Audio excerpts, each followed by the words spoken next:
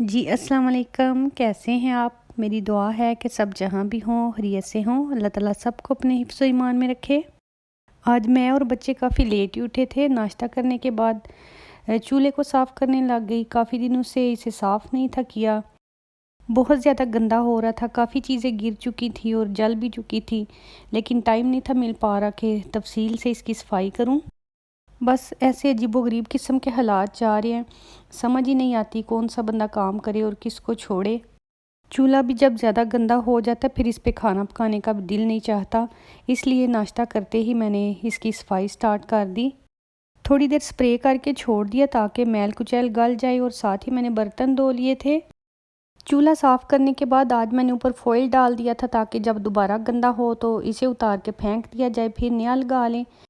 काफ़ी दिनों से बारिश हो रही थी, पुदीना भी काफ़ी अच्छा हो चुका है। थोड़ी सी धूप निकली तो मैंने सोचा कि इसे उतार लेती हूँ इससे पहले कि कीड़े वगैरह खा जाएं। इसे मैंने बहुत मेहनत के साथ उतारा है, एक एक पत्ती करके मैंने इसकी उतारी थी। मैंने ऊपर से नहीं काटा ताकि इसकी डंडियाँ और ज़्यादा बड़ी हो जाएं। ये देखिए माशाल्लाह से जितना भी उतरा है ये मेरे लिए बहुत ज़्यादा है, क्योंकि ये अपने घर का और इतना ज़्यादा फ्रेश, इतना खुशबूदार था। पुदीने को धो के मैंने खुश्क होने के लिए रख दिया था और उसके बाद मैं थोड़ी ग्रोसरी करने के लिए आ गई हूँ। जूस और मिनरल वाटर की काफ़ी ज़्यादा बॉटल्स खाली हो चुकी थीं। अगर इन्हें भी वापस ना किया जाए तो घर में काफ़ी ज़्यादा गंद महसूस होता है। मैं चल के ही ग्रोसरी करने आई थी, हस्बैंड तो काम पे थे। चीज़ें भी कोई बहुत ज़्यादा ख़ास नहीं थी लेनी, बॉटल्स वापस करनी थी तो मैंने सोचा कि चलो ये भी कर आती हूँ और साथ में जो छोटी मोटी चीज़ें चाहिए वो ले आती हूँ। इसी बहाने से थोड़ा सा चल भी लूँगी और थोड़ी सी हवा हो रही हो जाएगी, ज़हन थोड़ा सा चेंज हो जाता है। जब कोई टेंशन हो तो फिर तो बंदा घर में ही बैठा रहता है, उसी के बारे में सोचता रहता है। टेंशन्स भी ऐसी होती हैं कि एक ख़त्म नहीं होती, ऊपर से दूसरी आ जाती है। कुछ लोगों को तो शायद ऐसे ही महसूस होता है कि हम बाहर रहते हैं, हमें कोई टेंशन नहीं होती, लेकिन इस टाइम पे जितनी टेंशन्स मुझे हैं, मुझे नहीं लगता कि किसी और को होंगी। कुछ दिन पहले मैंने वाईटी पे स्टेटस लगा दिया था कि मेरे अब्बू की तबीयत ठीक नहीं, प्लीज़ उनके लिए सब दुआ करें। कुछ फ्रेंड ने पढ़ के तो दुआ भी दी थी, लेकिन काफ़ी लोगों की नज़र से नहीं गुजरा होगा, क्योंकि ईद से पहला दिन था, चांद रात थी, जब मुझे अचानक से अब्बू की तबीयत खराबी का पता चला। कुछ दिनों से अब्बू बोल रहे थे कि उनके पेट में दर्द महसूस होता है। मैंने उन्हें बोला भी कि आप फ़ौरन जाके डॉक्टर को चेकअप कराएं। एक दो दिन शायद उन्होंने वेट किया कि खुद ही ठीक हो जाएगा। फिर शायद तीसरा दिन था जब उन्हें ब्लड की वॉमिटिंग हुई, तो वहाँ पे जो भी लोग थे उन्होंने एम्बुलेंस को फ़ोन किया और उन्हें हॉस्पिटल एडमिट कर लिया गया। उनका फ़ोन कभी भी बंद नहीं हुआ, उस दिन बंद जा रहा था, जिसकी वजह से मेरी टेंशन बहुत ज़्यादा बढ़ गई। मैंने इधर-उधर कुछ लोगों को फ़ोन करके पता किया कि मेरे अब्बू के बारे में किसी को पता हो तो बताएं। फिर जब एक भाई हैं उन्होंने हॉस्पिटल में फ़ोन किया तो उन्हें पता चला कि वहाँ पे एडमिट हैं। वो फ़ौरन से हॉस्पिटल चले गए, जहाँ पे जाके उन्होंने अब्बू की तबीयत वगैरह मालूम की। अब्बू उस टाइम होश में नहीं थे, लेकिन उनके जाने की वजह से सारी सूरत हाल का पता चल गया, थोड़ी सी तसल्ली हो गई। यहाँ पे ये फ़ायदा ज़रूर होता है कि बंदा अकेला भी हो अगर हॉस्पिटल पहुँच जाए तो फिर वहाँ पे किसी चीज़ की ज़रूरत नहीं होती, किसी बंदे की ज़रूरत नहीं होती। यहाँ पे पाकिस्तान जैसा सिस्टम नहीं होता। हॉस्पिटल और उसका अमला ही पेशेंट को बहुत अच्छे तरीके से ट्रीट करते हैं। और इसके बरक्स पाकिस्तान में जिन हालात का मुझे एक्सपीरियंस हुआ था वो इतना ज़्यादा वर्स्ट था कि मैं कहती हूँ कि अल्लाह ताला किसी को हॉस्पिटल का मुंह ना दिखाए। वहाँ पे जब फ़र्स्ट टाइम मैंने एम्बुलेंस देखी थी तो यकीन करें वो एम्बुलेंस इतनी ज़्यादा गंदी थी। एक पुराना सा डिब्बा जिसको बोलते हैं, शायद गाड़ी नहीं थी, वो पता नहीं क्या उसको कहते हैं, वैगन थी या जो भी। तो वहाँ पे नाम की एम्बुलेंस थी लेकिन बहुत ही गंदी थी, और मुझे तो उस टाइम पे समझ नहीं थी आ रही कि उसे एम्बुलेंस का नाम क्यों दिया गया है। कोई मशीनरी, कोई मेडिसन, कोई ऐसी चीज़ नहीं थी उसके अंदर, बस एक सीट थी और साथ में एक बेड लगा था। उसके अंदर जो बेड था वो बेल्ट के बगैर था, और यकीन करें मेरे लिए इतना ज़्यादा हैरान कुन था कि सोचे एक तो मरीज़ जो पेशेंट होता है उसको कोई होश नहीं होती, और अगर गलती से बेल्ट ना होने की वजह से वो पेशेंट नीचे गिर जाए तो वैसे तो पेशेंट का शायद इतना नुकसान ना होना हो, लेकिन गिरने की वजह से उसका अच्छा खासा नुकसान हो सकता है। चलें खैर छोड़ें, जो भी था बहुत ज़्यादा अजीब था। उस टाइम को याद करके अभी मेरा बात करने का भी दिल नहीं चाह रहा।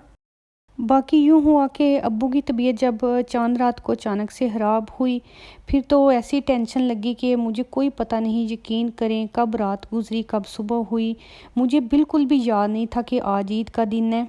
आम तौर पे मेरे हस्बैंड ईद वाले दिन काम से ऑफ लेते हैं, लेकिन उस दिन उनका ज़रूरी काम था इसलिए वो काम पे चले गए। मेरे बच्चे बेचारे भी मुझे परेशान देख के बस अपनी रूटीन में लग गए। उन्होंने ना कोई कपड़े पहने, ना कोई हमने स्पेशल खाना बनाया। अगर अभी मैं एकदम से सोचूं तो यकीन करें मुझे याद भी नहीं कि उस दिन हमने क्या किया था, क्या खाया था।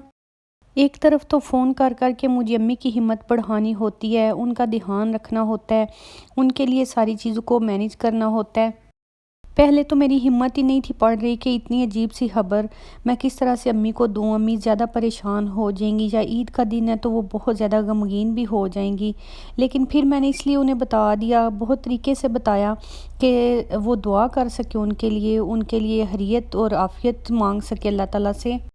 अभी काफ़ी ज़्यादा आजमाइश का वक्त जा रहा है। अल्लाह ताला से उम्मीद रखते हैं और दुआ करते हैं कि इंशाल्लाह वक्त चेंज हो जाएगा, सारा कुछ ठीक हो जाएगा।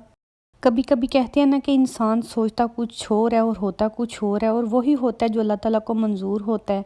इस टाइम पे जो भी हालात जा रहे हैं, ज़ाहिर है अल्लाह ताला उनसे वाकिफ़ है, सब कुछ देख रहा है, सब कुछ जानता है। लेकिन चूँकि हमें इस टाइम से गुजरना है, इस तरह के हालात पैदा होने थे, तो फिर जैसे भी हालात हैं बस इस उम्मीद पे टाइम गुजार रहे हैं कि इंशाल्लाह किसी दिन बेहतरी आएगी।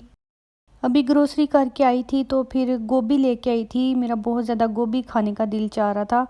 बच्चे गोभी इतने शौक से नहीं खाते, इसलिए मैंने उनके लिए पास्ता बना दिया था।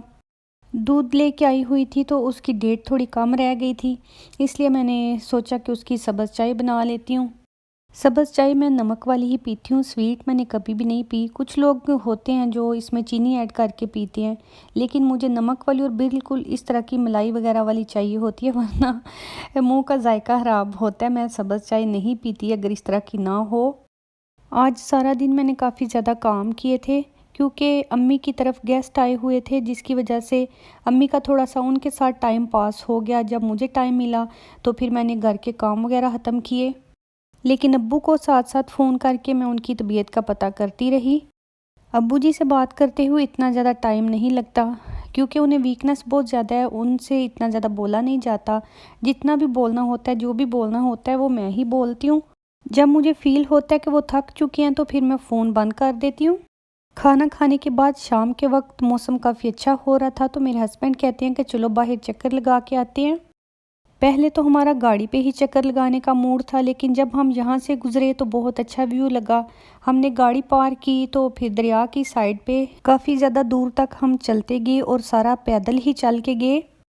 यहाँ पे चहलकदमी के लिए काफ़ी ज़्यादा लोग आते हैं। ये जो पुल सा नज़र आ रहा है, यहाँ से गुज़र के हम आगे की तरफ आ गए थे। ये देखिए यहाँ पे काफ़ी अच्छे हॉर्स से बने हुए थे। नॉर्वे में बहुत सारी जगहों पे उन्होंने मुख्तलिफ़ किस्म के आर्ट रखे होते हैं, जिन्हें देख के दिल बहुत खुश होता है। और ये देखें, किसी ने इनके दरमियान कोयले फेंकते हुए थे जो अच्छे नहीं थे लग रहे। कोयले वीडियो में तो ऐसे ही नज़र आ रहे हैं जैसे इनकी पू होती है, लेकिन है ये है कोयले थे। मुझे तो ऐसे ही लग रहा था कि शायद जानबूझ के किसी ने ये कोयले गिराए हुए हैं ताकि उनकी जगह की असल लुक नज़र आए। एक दफ़ा पहले भी हम यहाँ पे आए थे और यहाँ पे आके हमने फ़िशिंग की थी। इस दरिया के अंदर काफ़ी मछलियाँ भी होती हैं। अभी आजकल मछलियों का सीज़न नहीं है, इसलिए फिर इंशाल्लाह किसी दिन आएंगे तो ज़रूर मछली पकड़ेंगे, मैं आपको दिखाऊंगी। पहले जब हम एक दफ़ा यहाँ पे आए थे तो हमारी खुद की इतनी ज़्यादा मछलियाँ नहीं थी आई। यहाँ पे कुछ लोग मछलियाँ पकड़ रहे थे, उनकी इतनी ज़्यादा आ रही थी कि उन्होंने वैसे ही हमें थोड़ी सी मछलियाँ दे दी, हालांकि हमने उनसे मांगी बिल्कुल भी नहीं थी। और यहाँ पे ये पार्क टाइप बना हुआ है, दरिया का व्यू लेने के लिए है। तो देखें कि इतनी बड़ी बड़ी चेयर्स यहाँ पे रखी हुई हैं, और इस बेचारी चेयर को भी किसी ने थोड़ा सा तोड़ दिया हुआ है। दरिया की पूरी साइड पे एक छोटा सा रोड बना हुआ है, यहाँ पे लोग साइकिलिंग भी कर रहे थे, पैदल भी चल के जा रहे थे।